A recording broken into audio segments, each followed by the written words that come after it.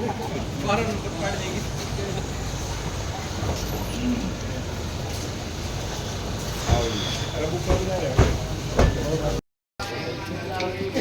भाई थोड़ा ही कुछ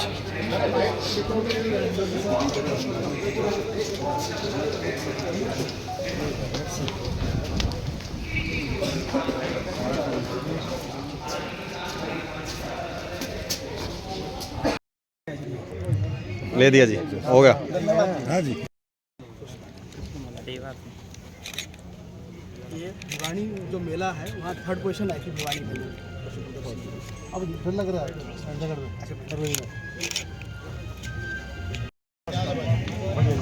नमस्कार। कितने किसान आए रहते हैं? किसान यहाँ कितने हैं? 650 ये जोगिंदर है प्राकृतिक खेती का, जो कि हमारे मृदा को कहीं ना कहीं डायरेक्ट और इनडायरेक्ट तरीके से स्वस्थ बनाने में अपना योगदान देते थे, उनका भी लुप्त होना जो है वो निश्चित हुआ जब केमिकल्स का हम अंधाधुंध प्रयोग करते हैं। तो इसकी वजह से जो हमारा सबसे बड़ा जो मुख्य प्रभाव जो जोरदार नारा भारत माता की। सूर्या फाउंडेशन के द्वारा आयोजित इसे प्राकृतिक व जैविक किसान सम्मेलन में उपस्थित हमारे क्षेत्र के सारे किसान भाई, पंचायत सभी अधिकारी साहिबान और माताएं बहनें और छायाकार पत्रकार साथी, प्रबंधन का काम देखना है तो हरियाणा सरकार को देखो जिस तरह अच्छे ढंग से हमने किया है। और मैं आप किसान भाइयों को नमन करता हूं कि आप सरकार की नीतियों का लाभ उठा करके ये काम करते हैं। कृषि के साथ साथ की खास बात है कि आज जोत छोटी होगी, थोड़े थोड़े 2-2 एकड़ 3-3 एकड़ के 4-4 एकड़ के खेत होते जा रहे हैं। हमें मैकेनाइजेशन भी करना है और जोत को बढ़ा भी बनाना है। उसके लिए प्रधानमंत्री जी ने हमारे को योजना दी है कि भी फार्मर को कलेक्टिव होकर के इकट्ठी होकर के खेती करना सिखाएं। कुछ 600 से ज्यादा फार्मर प्रोड्यूसर ऑर्गेनाइजेशन FPO हमने बनाई है, जिससे 250, 300, 400 किसान इकट्ठे हों और मिलके वो खेती करें। उनको पैक हाउस के लिए हम 3-3, 4-4 करोड़ रुपए की सब्सिडी देते हैं। और जो किसान इकट्ठा होकर के करता है, बीज खरीदेगा, कोई और इनपुट खरीदेगा, उसकी बार्गेनिंग पावर बढ़ जाती है। और जो प्रोडक्ट उसका ज्यादा क्वांटिटी में बेचेगा तो ग्राहक उसके पास आता है, उसकी बेचने की ताकत भी बढ़ जाती है। यही एक तरीका है। हम ऑस्ट्रेलिया या कनाडा के जहाँ 6-6, 7-7, 10-10 हजार एकड़ के किसान हैं, वो तो हमारे पास जमीन नहीं है, लेकिन हम इकट्ठे होकर के 200, 400, 500 एकड़, 1000 एकड़ तक के क्लस्टर बनाए तो एक तरह से हमारे किसान की जो आमदनी बढ़ सकती है। किसान के साथ साथ जो गांव में रहने वाले भाई, चाहे जमीन है या नहीं है, सभी तो किसान हैं। पशुपालन करना है और जो दूसरी गतिविधियां करनी है, उससे भी किसान की आमदनी बढ़ा सकते हैं। हमने पशुपालन के द्वारा पहला प्रदेश है हरियाणा जिसने 8 लाख से ज्यादा पशुओं का बीमा करवाया है। 60 करोड़ रुपए जो पशुओं की मौत हो गई, सिर्फ 100 रुपए में बीमा करा करके उनके किसानों की क्षतिपूर्ति हमने करवाई है। किसान की मदद करने वाला हरियाणा पहला प्रदेश है जिसने बीमा योजना का बहुत विरोध करते थे। जब 2016 में ये आई थी तो ये कहते थे कि इससे किसान का नुकसान होगा, सेठ साहूकार बन जाएंगे, किसान से पैसा ले लेंगे। कुछ लोगों को पता नहीं क्या कसम खा रखी है, कोई भी अच्छा काम करते हैं तो उसका विरोध होता ही होता है। लेकिन इस बीमा योजना से हरियाणा के किसानों को हमने 1900 करोड़ रुपए किसानों से लिया है और लगभग 8000 करोड़ रुपए किसानों को खाते में गया है। और हरियाणा अकेला ऐसा प्रदेश है जो किसानों के पैसा लिया, हरियाणा सरकार से पैसा लिया, भारत सरकार से पैसा लिया, तीनों को मिलाकर के जो कंपनी को पैसा गया है उससे 25-30% पैसा ज्यादा किसानों को मिला है। कंपनियां घाटे में दी गई है। जो ये दुष्प्रचार करने वाले लोग थे उनको जवाब दिया गया है। प्रधानमंत्री जी ने ये 2-2 हजार रुपए देने शुरू किए। हरियाणा वालों को थोड़े से लगते हैं, लेकिन आपको मैं जाता हूँ उड़ीसा में, मध्य प्रदेश में, उत्तर प्रदेश में, वहाँ ऐसे भी किसान हैं जिनके पाँव में चप्पल नहीं। एक बहन जो है सारी उम्र एक साड़ी में 2-2, 4-4 साल निकाल देती है, उनको जो ये 6-6 हजार रुपए मिले हैं तो उसको बड़ी ताकत मिली है। इसी तरह से जो हमारी ये हरियाणा सरकार की नीति है कि जो बीमा नहीं भी कराता है उसकी भी हम मदद करें। 4,500 करोड़ रुपए पिछले सालों में हमने हरियाणा सरकार से जो खराबे का पैसा है उसका दिए। पिछले हफ्ते भी हमने 100 करोड़ रुपए जो बाढ़ से पैसा खराब, फसल खराब हुई थी उसका पैसा दिया है। इस तरह सारा मिला के लगभग 15-16 हजार करोड़ रुपया इस चीज का हम दे चुके हैं। और किसान की मदद करने में सबसे अगर एक मेरी से चीज को पूछा जाए कि हरियाणा सरकार का कदम कौन सा अच्छा है, वो मैं कहूँगा डीबीटी, किसान के खाते में सीधा पैसा डालना। ये मैं समझता हूँ, किसान का बेटा हूँ, ऐसा दुनिया में कहीं नहीं होता कि प्रोडक्ट ए का खरीदार बी और पैसा सी को दिया जाता था।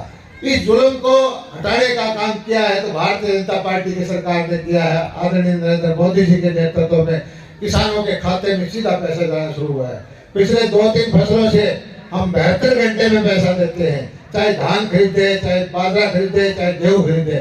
और ये पैसा आपको उससे पहले के 6-6 महीने तक नहीं मिलता था। आप मंडी में पैसा लेने जाते थे तो आपको रुपया सैकड़ा, 2 रुपये सैकड़ा महीने का ब्याज लग जाता था। आपका पैसा 6-6 महीने, साल तक लोग व्यापारी प्रयोग में कर देते थे, आपको कोई ब्याज नहीं देता था। तो ये सशक्तिकरण का काम जो हुआ है, आज किसान की ताकत बढ़ी है। और मैं एक चीज आपको बताना चाहता हूँ, ये हुआ है किसके माध्यम से? पोर्टल के माध्यम से। आपको डीबीटी के माध्यम से, पोर्टल के माध्यम से प्रधानमंत्री जी के पैसे आते हैं, आपको खराबे के पैसे हैं वो पोर्टल के माध्यम से आते हैं, आपको फसलों के दाम है वो पोर्टल के माध्यम से आते हैं, आपको बीमा की राशि है वो पोर्टल के माध्यम से आते हैं। मेरे कुछ राजनीतिक भाई ये कहना चाहते हैं कि हमारी उनकी सरकार आएगी, लेकिन उनकी सरकार कभी आनी नहीं है। वो कहते हैं कि हम इस पोर्टल को बंद कर देंगे। अरे भले मानस, किसान मुश्किल से आजाद हुआ है तो दोबारा इसको गुलाम बनाने की बात करता है। किसान समझ चुका है ऐसा मौका आपको अब की बार में जिंदगी भर नहीं मिलेगा। आप किसान को दोबारा गुलाम बनाने की, आप व्यापारियों की तरफदारी कर रहे हो, किसान को गुलाम बनाने की बात करते हो। तो इस तरह से अपने पशुपालन की समस्या थी। बड़े पशु हैं, गाय बीमार हो जाए, भैंस बीमार हो जाए, आपको सूचना देते हैं, डॉक्टर कहता है जी हॉस्पिटल में ले आओ। बड़ा बीमार पशु, उसको ले जाने में दिक्कत है, उसका भी हमने समाधान निकाला है। प्रधानमंत्री जी ने योजना निकाली कि एम्बुलेंस चलाइए। जिस तरह पुलिस की एम्बुलेंस है, आप एक फोन करते हैं 112 नंबर पर 15 मिनट में आपके पहुंच जाती है। अभी पिछले हफ्ते हमने लगभग शुरू कर दिया, हफ्ते 10 दिन के अंदर आपको एक नंबर दिया जाएगा। उस नंबर पे आपकी गाय बीमार है, भैंस बीमार है, भेड़ बीमार है, बकरी बीमार है, आप उस पर डायल करोगे, तुरंत वो नंबर हिसार में या पंचकुला में जाएगा। और हमने 200 एम्बुलेंस चलाने का वो कर दिया, जिसके अंदर डॉक्टर होगा, जिसमें VLDA होगा, जिसमें दवाई होगी, वो घूमती रहेगी। जो सबसे नजदीक आपकी वैन होगी 15 मिनट में, 20 मिनट में किसान के घर पे आएगी। और हम उस किसान का नंबर लेंगे, उससे पता करेंगे कि आपके कितनी देर में आपके पास एम्बुलेंस पहुंची है, आपकी गाय भैंस ठीक हुई कि नहीं हुई। हम कोशिश कर रहे हैं कि एक जवाब दे। अभी खेती, प्राकृतिक खेती की तरफ कैसे ध्यान दें, और जो इसके लिए किसानों को ट्रेनिंग देनी है। हरियाणा सरकार की जो नीतियां हैं, हरियाणा सरकार की जो योजनाएं हैं, उनकी विभाग के अधिकारियों ने जानकारी दी। और मैं किसान भाइयों से यही प्रार्थना करता हूं कि हालांकि हरियाणा सरकार आपके हित में बहुत सारी योजनाएं लेके आई हैं, देश में सर्वश्रेष्ठ नीतियां हमारी हैं, और फिर भी अगर कोई आपके हित में कोई योजना बनानी है तो हमने किसान कल्याण प्राधिकरण में बहुत सारे किसान जोड़ रखे हैं, उनकी सलाह लेकर के और भी योजनाएं आपके लिए बनाएंगे। और किसान की सेवा के लिए हरियाणा सरकार हमेशा हाजिर है। मंत्री जी संसद कूच हैं, उनका ये कहना है कि सरकार उन पर रहम करे वरना हम बड़ा आंदोलन करेंगे। देखिए, मैं समझता हूं कि जो संसद में हुआ, देश का कोई भी सभ्य नागरिक उसका समर्थन नहीं करेगा। आज भारत में स्वदेशी शासन है, कोई विदेशी शासन नहीं है। और जो सरकार चुनी जाती है हमारे देश के लोगों के वोट से चुनी जाती है। और लोकतंत्र के अंदर सरकारें बदलने, नीतियां बदलने या जो कुछ है एक तरीका है, तो उसको अलग कर करके कोई समझे कि इस भारत के संविधान से बाहर करके कोई मांग करे तो मैं उसको उचित नहीं समझता। राहुल गांधी ये कह रहे हैं कि बीजेपी सरकार सेंटर में युवाओं के युवाओं के पक्ष में जो स्कीम नहीं ला पाई और बेरोजगारी का मुद्दा बढ़ा, इसीलिए संसद में जो युवा हैं वो घुसे। राहुल जी को एक गलतफहमी है कि विदेशी ताकतों का सहारा लेकर के, विदेशी अखबारों में खबर लगवा करके, टूल किट बना करके एक भ्रम फैला देंगे, और तो मैं समझता हूँ वो कई सालों से ऐसा कर रहे हैं और उनको कहीं सफलता नहीं मिलती।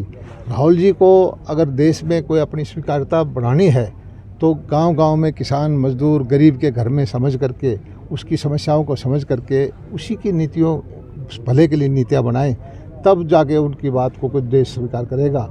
ये विदेशी कंपनी हायर करके टूल किट के माध्यम से और ये गलत सलत काम करने वालों का समर्थन करके राहुल जी कामयाब नहीं हो सकते। मंत्री जी, संसद में एक बहुत बड़ा मुद्दा रहा, नीलम के समर्थन में बैठे हैं और कह रहे हैं कि नीलम को छोड़ा जाए, रिहाई की मांग कर रहे हैं। किसान शब्द को आप हर जगह आगे कर देते हैं, ये उचित नहीं है। किसान इतना व्यापक शब्द है, किसान तो इसमें देश के अंदर सैकड़ों 100 करोड़ के आसपास होंगे। इसमें अलग विचारधारा के, अलग पार्टी के, अलग नीति के लोग हो सकते हैं, उनकी अपनी बात रखने का उनको हक है, लेकिन किसान का नाम लेकर रखना मैं समझता हूँ उचित नहीं। मार्केट कमेटी की फीस बढ़ाने के विरोध में जो है 20 तारीख को सभी मंडियां जो हैं, सब्जी मंडियां बंद हो रही हैं। की सहमति से ही ये फैसला किया गया था कि हमें परसेंटेज से इंस्पेक्टर राज से मुक्ति दिलवाई जाए। उनमें से कुछ लोगों की मेरे पास बात आई है, मैं उनसे बैठ के चर्चा करूंगा, उनकी समस्या होगी तो उनको दूर करेंगे। मंत्री जी, संसद में, विधानसभा में एक मुद्दा गरमाया है साइबर ठगी का। एक साल में 500 करोड़ से ज़्यादा की ठगी हुई, 1 लाख से ज़्यादा केस आए हैं। क्या सरकार कोई अलग से प्लान बना रही है इस मामले में? नहीं, निश्चित ज़रूरत है इस चीज़ की, क्योंकि जो टेक्नोलॉजी बदल रही है, टेक्नोलॉजी के माध्यम से अपराध भी बढ़ रहे हैं और एआई का ज़माना है, आर्टिफिशियल इंटेलिजेंस का ज़माना है। आजकल तो ये भी है कि आपकी शक्ल दिखाकर आपके मुंह से कुछ बुलाया जा सकता है, तो ये बड़े चैलेंज हैं और जैसे जैसे ये चीज़ें बदल रही हैं वैसे वैसे इनके समाधान भी ढूंढने पड़ेंगे। ये सही है कि अपराध, जैसे टेक्नोलॉजी आ रही है, नीतियाँ उस हिसाब से बन रही हैं, लेकिन अपराध भी उसी के माध्यम से हो रहे हैं, उसकी ज़रूरत है, उसके करें। आपने निरीक्षण भी किया है, मसाला मंडी सोनीपत में आनी थी, उसको लेकर आपने निरीक्षण किया था। वो जो हमारे मसाला मंडी वालों से हमने बात भी की थी, उनको वो जगह जो कहते हैं कि छोटी है, हमें कम से कम 50-60 एकड़ जगह चाहिए, उसकी हम कोशिश कर रहे हैं कि किसी HIDC में कहीं और जगह मिल जाए। दिल्ली के व्यापारी कहते हैं कि ये हमारी ज़रूरत के अनुरूप नहीं है। मंत्री जी, प्राकृतिक खेती को लेकर लगातार बढ़ावा सरकार दे रही है, क्या कहेंगे, किस प्रकार के प्रयास है? अब हम तो प्राकृतिक नहीं, हर तरह की किसान की हित में बढ़ावा दे रहे हैं और किसान को लाभ भी हो रहा है और किसान की आमदनी भी बढ़ रही है। फसलों का विविधीकरण करके, फसलों के और नई नई तकनीकी अपना करके, मैकेनाइजेशन करके, फसलें, सब्जियां, फल, फूल, पशुपालन, मछली पालन, और हमारा मकसद इससे यह है कि किसान यहाँ का, हमारा हरियाणा का समृद्ध हो। बड़ा अच्छा कार्यक्रम आपका आयोजन किया है, जिसमें किसानों को प्रेरित किया जाता है कि हम पुराने वक्त में बगैर पेस्टिसाइड के, बगैर खाद के, यूरिया के, DAP के कैसे खेती करते थे, उन विधियों को दोबारा से कैसे शुरू करें। और आजकल उन विधियों में भी काफ़ी सुधार किया गया है, उसको प्रचलित करें और एक अच्छा उत्पाद तैयार करें, किसान की आमदनी बढ़ाएं और किसान और आम आदमी के जीवन में जिस अच्छे भोजन की जरूरत है वो हम प्रदान करें। इस दिशा में काम करने का सौभाग्य प्राप्त हुआ है आपको, मैं आपको बधाई देता हूँ। हरियाणा सरकार की नीतियों के बारे में बताया है मेरे से पहले अधिकारियों ने। हम जो है हमारे प्रधानमंत्री नरेंद्र मोदी जी के निर्देश पर पूरी कोशिश कर रहे हैं कि प्राकृतिक खेती की तरफ ध्यान दें। हमारे यहाँ कुरुक्षेत्र के अंदर आचार्य देवर जी ने एक फार्म बनाया हुआ है, हम किसानों को उस फार्म में भेजते हैं, ट्रेनिंग भी दिलवाते हैं कि प्राकृतिक खेती के जो तरीके हैं वो आप वहाँ पर सीखिए। फ्री ऑफ कॉस्ट आपको ले जाने का और वहाँ रहने का और ट्रेनिंग का सारा खर्चा हरियाणा सरकार देती है। हरियाणा सरकार के अधिकारियों को भी हमने ये जो विधि है तो सिखाई है, और जो जीवामृत घनामृत बनाने के लिए ये बड़ा सिंपल है। इसमें जो तरीके हैं वो सीख करके ड्रम के पैसे हम सरकार के खर्चे से देते हैं, और जो देसी गाय आपको खरीदनी है, जिसके गोबर से जो है चीज़ें बनती हैं, जीवामृत घनामृत वगैरह, तो उसको खरीदने के लिए भी 25,000 रुपये की राशि प्रत्येक किसान को देते हैं, जो इसमें पोर्टल पर हमारा चढ़ाता है। और आजकल जो उत्पाद की जरूरत, क्योंकि आप तो लोग खासकर झिंझोली के आसपास के गांव के लोग हैं, आपके उत्पाद की जरूरत है, दिल्ली में मार्केट है। बहुत सारे किसानों को मैं जानता हूं जो प्राकृतिक खेती करते हैं, जिनके फार्म पर आकर के डबल रेट से ग्राहक उनको खरीद के ले जाता है। मैं समझता हूं कि शुरू में दिक्कत थी, लेकिन आजकल कोई दिक्कत नहीं है। हम भी बढ़ावा दे रहे हैं और मैं समझता हूं कि आप अगर मार्केट के लिए ना भी करें तो कम से कम अपने खपत के लिए 1 बीघा आधा बीघा जो है इस तरफ का ध्यान देना शुरू करें। यही मेरी आपसे प्रार्थना है। प्राकृतिक खेती के अलावा सबसे अच्छी तो इस इलाके के लिए खबर है जो गन्नौर की मंडी का निर्माण बहुत सारे सालों से ये अटका हुआ था, अब इसका निर्माण कार्य शुरू हो चुका है। इस मंडी के बनने के बाद मैं समझता हूँ कि जो हमारा इलाका है, एक तो ये IMT बने रहा है खरगोदा में, और एक ये मंडी की लागत जो पूरी 10-12 हज़ार करोड़ रुपए आएगी, भारत की सबसे बड़ी मंडी होगी है। और इस मंडी के साथ हजारों आदमियों को रोजगार मिलेगा। किसान का जो प्रोडक्ट है इस मंडी में आकर के जो ग्राहक भी है, दुनिया भर के ग्राहक आएंगे, विदेशों तक इसका जाएगा, तो इससे सारा किसान को फायदा होना है। इस मंडी के साथ साथ हमने पीछे जापान के जीता है, जापान की एजेंसी, उसके हमने नेगोशिएट किया है लगभग 2700 करोड़ रुपए का लोन। एक मेगा प्रोजेक्ट बनाया है कि इस मंडी के पीछे यहाँ जैसे सोनीपत में है, भिवानी में है, हर जिला हेडक्वार्टर, ब्लॉक हेडक्वार्टर पर पैक हाउस बना करके, ग्रेडिंग, सॉर्टिंग, कोल्ड चेन बना करके आपकी सब्जियां, आपके फल, आपके फूल वो इस मंडी तक आए, तो ऐसी व्यवस्था में जाएं कि वो बिल्कुल जो वर्ल्ड क्वालिटी के हों, दुनिया भर के जो बिकते हैं उसी श्रेणी के वो उत्पाद हों, तो उससे भी आपके किसानों को बहुत सारा लाभ होना है। हरियाणा सरकार सबसे ज्यादा किसान हितैषी सरकार है। 14 फसलें हम खरीदते हैं। सबसे बहुत सारे हमारे में आज कोई राजनीतिक मंच नहीं है, लेकिन जितना मोदी जी आने के बाद कृषि का बजट बढ़ा है, 5-6 गुना बजट केंद्र सरकार का बढ़ा है, 5-6 गुना बजट हरियाणा सरकार का बढ़ा है। छोटे छोटे आंकड़े भी दो हैं तो बहुत सारे घंटों लग जाएंगे। आप सुबह से बैठे हैं, मैं माफी चाहता हूँ कि मैं आपके पास देर से आया हूँ, किसी कार्यक्रम में और व्यस्त था, लेकिन जितना ध्यान खेती बाड़ी की तरफ अब सरकार ने दिया है, मैं समझता हूँ इतना पहले कभी नहीं दिया। मंडियों की हमारी व्यवस्था सबसे अच्छी है। फसलें जो है हम सबसे ज्यादा खरीदते हैं, 14 फसलें हरियाणा सरकार खरीदती है। जो इस साल जो प्रधानमंत्री जी ने किया है इंटरनेशनल ईयर ऑफ मिलेट्स, उसका परिणाम यह आया है कि बाजरा जो है हमारा दुनिया के उसके उत्पाद बढ़ के बिस्कुट है, केक है और प्रोडक्ट है दुनिया के अंदर जा रहे हैं। और इससे प्रधानमंत्री जी इस तरफ भी ध्यान दे देते हैं। मुझे पूरा भरोसा है कि आने वाले वक्त के अंदर बाजरा और ज्यादा महंगा मिलेगा, क्योंकि दुनिया के जो ठंडे देश हैं जहाँ बाजरा नहीं होता वो भी इसको खाना शुरू करेंगे। इसी तरह से एक हमने नीति बनाई कि भी जो फसल बोनी है उससे पहले MSP डिक्लेयर करें। पहले क्या होता था कि किसान फसल बो देता था, मंडी में आती थी तब बताते थे कि आपकी चीज का ये भाव है, इससे किसान को नुकसान होता था। आजकल फसल बोने से पहले हम बताते हैं कि इस फसल का ये भाव होगा, और धीरे धीरे करके पिछले 7-8 साल में, 9 साल में लगभग किसी फसल का 60%, किसी का 100%, किसी का 200%, इस तरह हमने भाव बढ़ाया है।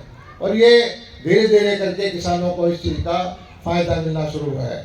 फार्म मैकेनाइजेशन के लिए आपने देखा होगा कि 80,000 किसानों को हमने मशीनरी दी है, जिससे ये इसके प्रबंधन में, पराली के प्रबंधन में भी हमारे को किसान को सुविधा हुई है। पिछले दिनों सुप्रीम कोर्ट की रूलिंग भी आई थी, चर्चा हुई थी।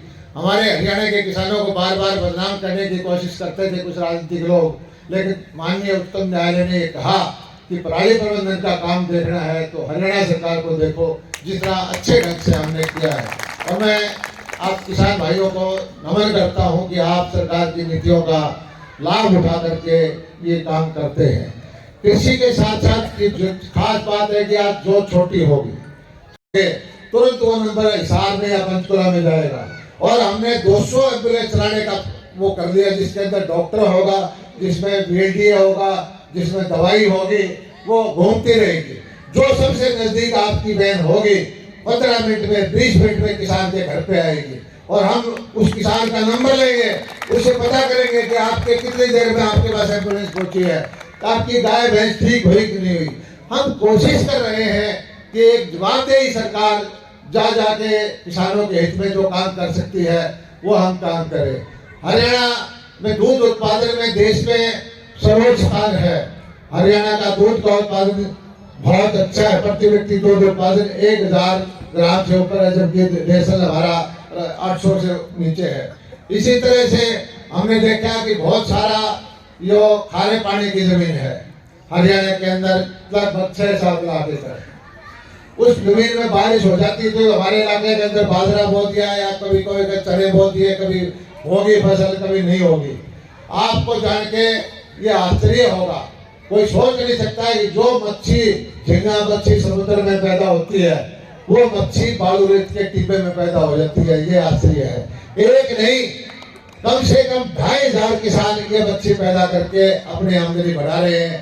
सोनीपत में भी काफी लोगों ने इस मच्छी का, क्योंकि यहाँ भी खारा पानी है, और इस मच्छी के उत्पादन से इसका एक्सपोर्ट करके देश की विदेशी मुद्रा भी बनती है।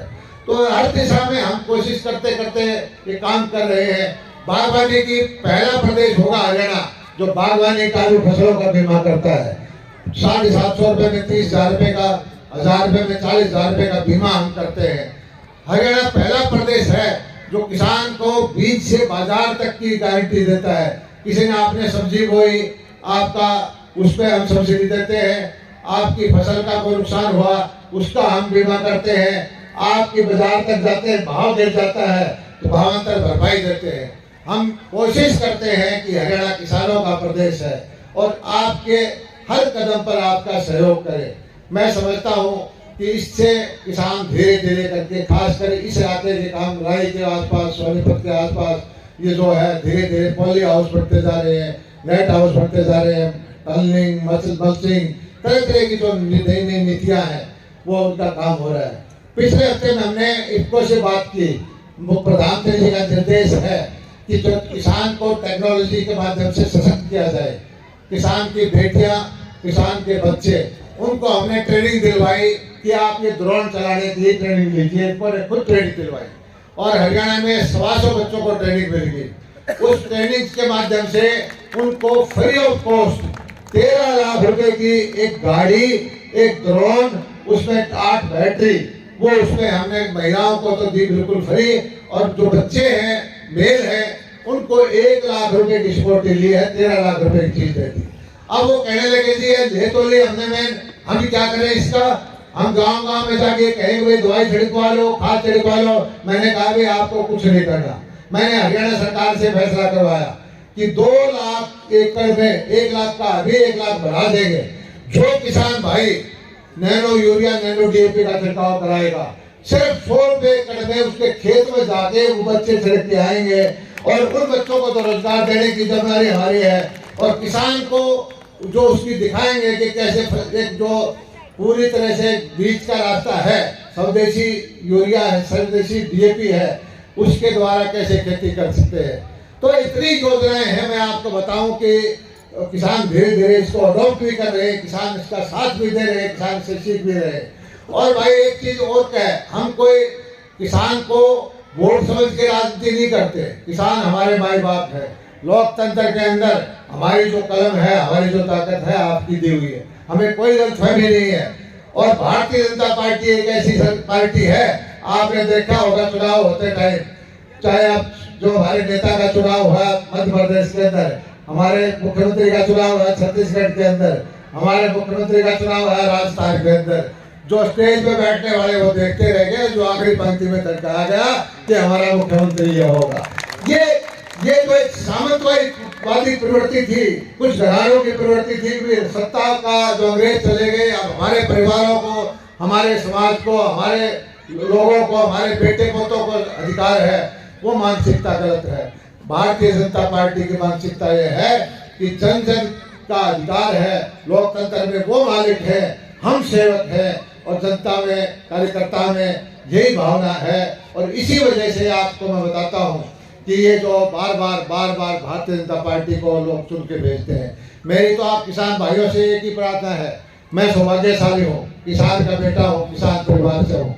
और आप लोगों ने जितना साथ दिया है, जितना मेरा बात का ध्यान दिया है, हरियाणा जो है धीरे धीरे प्रगति कर रहा है। और इस बार भाई बात ये देखो, पहले एक बार पिछली सरकार के मुख्यमंत्री होते थे, तब थोड़ी सी धान का भाव ज्यादा हो गया था, सारे हरियाणा में प्रचार कर दिया था कि फलाने तेरे राज में जीरी दिखी झाज है। आज भाई धान का क्या भाव है? आज बासमती उससे ज्यादा है कि नहीं बताओ?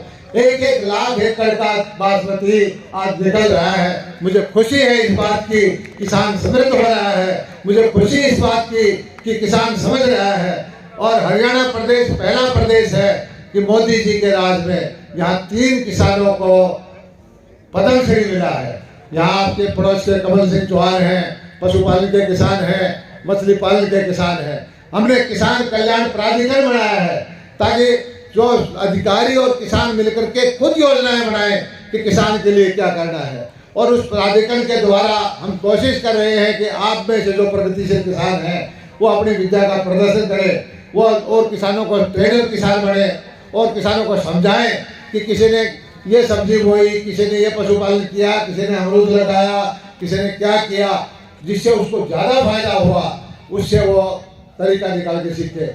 मैं पिछले 4 महीने पहले देखा था जीटी रोड पर एक किसान ने एक नेट हाउस पोलियो हाउस के अंदर, भारतीय जनता पार्टी की मानसिकता यह है कि जन जन का अधिकार है, लोकतंत्र में वो मालिक है, हम सेवक हैं और जनता में, कार्यकर्ता में यही भावना है। और इसी वजह से आपको मैं बताता हूँ कि ये जो बार बार भारतीय जनता पार्टी को लोग चुन के भेजते हैं, मेरी तो आप किसान भाइयों से एक ही प्रार्थना है, मैं सौभाग्यशाली हूँ, किसान का बेटा हूँ, किसान परिवार से हूँ।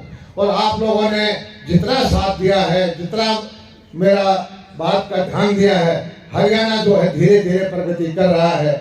और इस बार भाई बात ये देखो, पहले एक बार पिछली सरकार के मुख्यमंत्री होते थे, तब थोड़ी सी धान का भाव ज्यादा हो गया था, सारे हरियाणा में प्रचार कर दिया था कि फलाने तेरे राज में जीरी दिखी झाज है। आज भाई धान का क्या भाव है?